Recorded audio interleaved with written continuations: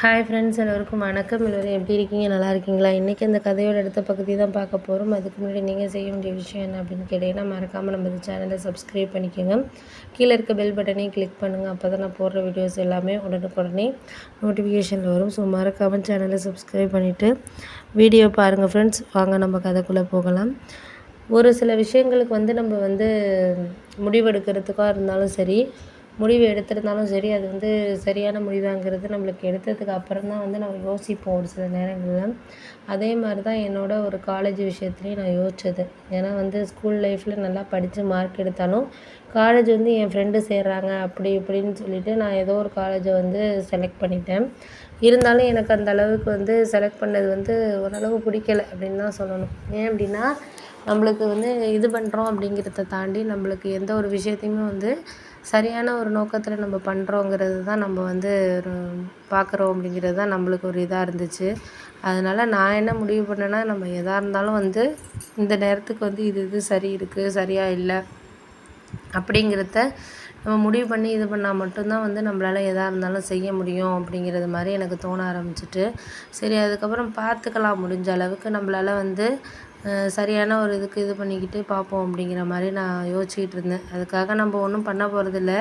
முடிஞ்ச அளவுக்கு இதுக்கான டைமுங்கிறது நம்மளுக்கு வேணும் அப்படிங்கிறது நான் முடிஞ்ச அளவுக்கு ஓரளவு ட்ரை பண்ணேன். அதுக்காக முயற்சியும் பண்ணேன். முயற்சி பண்ணி நம்மளுக்கு எதாக இருந்தாலும் சரியாக வருதா வரலையா அப்படிங்கிறத நம்ம இது பண்ணணும் அப்படிங்கிறத தான் நான் இது பண்ணிக்கிட்டு இருந்தேன். அதுக்கப்புறம் ஒரு 2-3 நாளைக்கு அப்புறம் எனக்கு தோண ஆரம்பிச்சிச்சு, சரி இதுக்கு அப்புறம் நம்ம இந்த விஷயத்தில் எதையும் நம்ம முடிவெடுக்க வேண்டாம். முடிவெடுத்தோன்னா எதுவும் சரியாக இருக்காது, பார்த்துக்கலாம் நம்ம அப்படிங்கிற மாதிரி யோசிச்சுக்கிட்டு இருந்தேன். அதுக்கு அடுத்த நாள் என்னாச்சுன்னா, நம்ம எந்த ஒரு விஷயத்துக்குமே முடிவெடுக்கிறதுக்கான காரணங்களை நான் இது பண்ணிவிட்டு காலேஜ் சேர்ந்ததுக்கப்புறம் எனக்கு அந்தளவுக்கு பிடிக்கல. அதாவது நான் எதிர்பார்த்த ஒரு கோர்ஸ் எனக்கு கிடைக்கல அந்த காலேஜில். என் ஃப்ரெண்ட்ஸுங்க சேர்றாங்கன்னு சொல்லிட்டு அந்த கோர்ஸ் எடுத்தேன். ஆனால் எனக்கு அந்தளவுக்கு அதில் ஒரு பெனிஃபிட் இருக்கிற மாதிரி எனக்கு தெரியல. அவங்களுக்காக ஏதோ நான் எடுத்து படிக்கிற மாதிரியே தான் எனக்கு இருந்துச்சு. அதனால் அந்தளவுக்கு எனக்கு பிடிக்கல. சரி பார்த்துக்கலாம், நம்ம எதையுமே இது சரி அது சரின்னு சொல்லிட்டு நம்ம இது பண்ணிகிட்டு இருக்கிறதுக்கான காரணங்களை நம்ம சொல்லாமல், முதல்ல ஒரு 3 மாதம் எனக்கு சுத்தமாக இந்த அளவுக்கு இதே இல்லாமல் தான் இருந்துச்சு. அப்புறம் தான் நான் நினச்சேன், சரி ஃபீஸ் கட்டியாச்சு, 1 இயருக்கு கிட்டத்தட்ட 50,000 ஃபீஸ் கட்டணும் அப்படிங்கிறப்போ நம்ம அது வேண்டான்னு சொல்லிட்டு வெளியிலே வர முடியாது. அதையெல்லாம் நம்ம யோசித்து பார்த்தோம்னா பல விஷயங்கள் நம்மளுக்கு மனசுக்குள்ளே இது பண்ணிக்கிட்டு இருக்குது அப்படிங்கிற மாதிரி தான் எனக்கு தோணுச்சு. அதனால் முடிஞ்ச வரைக்கும் நம்மளால் எதையுமே இந்தந்த நேரத்துக்கு இது பண்ணுறோம் செய்கிறோம் அப்படிங்கிறத நம்ம இது பண்ணுறதுக்கான டைமிங்கிறது நம்மளுக்கு இருக்கணும் அப்படிங்கிற மாதிரி எனக்கு தோண ஆரம்பிச்சிச்சு. சரி பார்த்துக்கலாம், முடிஞ்ச வரைக்கும் நம்மளால் எந்த ஒரு விஷயத்தையும் சரியாக செய்ய முடியுதா பண்ண முடியுதாங்கிறத தான் நம்ம நடந்துக்கணுமே தவிர, தேவையில்லாமல் ஒரு சில விஷயங்களை இது சரி அது சரின்ட்டு நம்மளால் இது பண்ண முடியாத மாதிரி, யூகிக்க முடியாத மாதிரியான ஒரு சில விஷயங்கள் தான் இருந்துச்சு.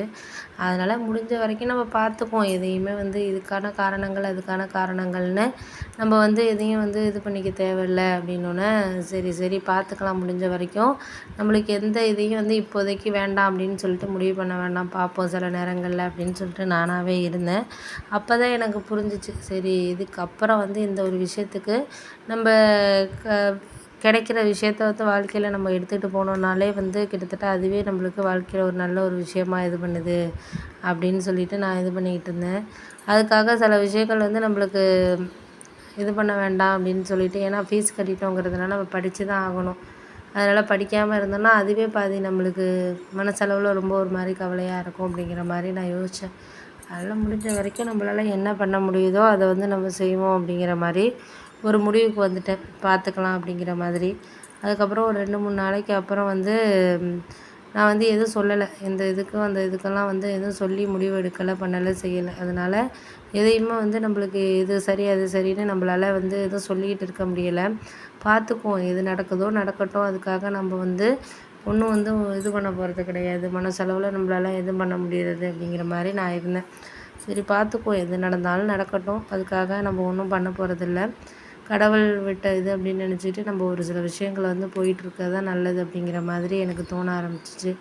அதுக்காக நான் ஒரு சில சேமிப்புகளை நம்ம வச்சுக்கிட்டு வாழ்க்கையில் அதை நம்ம இது பண்ணால் மட்டும்தான் எந்த ஒரு இதையுமே ஓவர் கம் பண்ண முடியும் அப்படிங்கிற மாதிரி நான் முடிவெடுத்துக்கிட்டு, சரி பார்த்துக்கலாம் அப்படிங்கிற மாதிரி இருந்தேன். சரி எதையும் இந்த ஒரு விஷயத்துக்கும் வந்து இந்த நேரத்தில் நம்ம வந்து சரியான ஒரு இது பண்ணுறதுக்கான டைமிங்கிறது நம்மளுக்கு இருக்கணும் அப்படிங்கிற மாதிரி எனக்கு தோண ஆரம்பிச்சிச்சு. அதுக்கு அடுத்தது சரி பார்த்துக்கலாம் அப்படின்ட்டு நான் இருந்ததுக்கு அப்புறம் தான் எனக்கு வந்து ஒரு விஷயமே புரிய ஆரம்பிச்சிச்சு.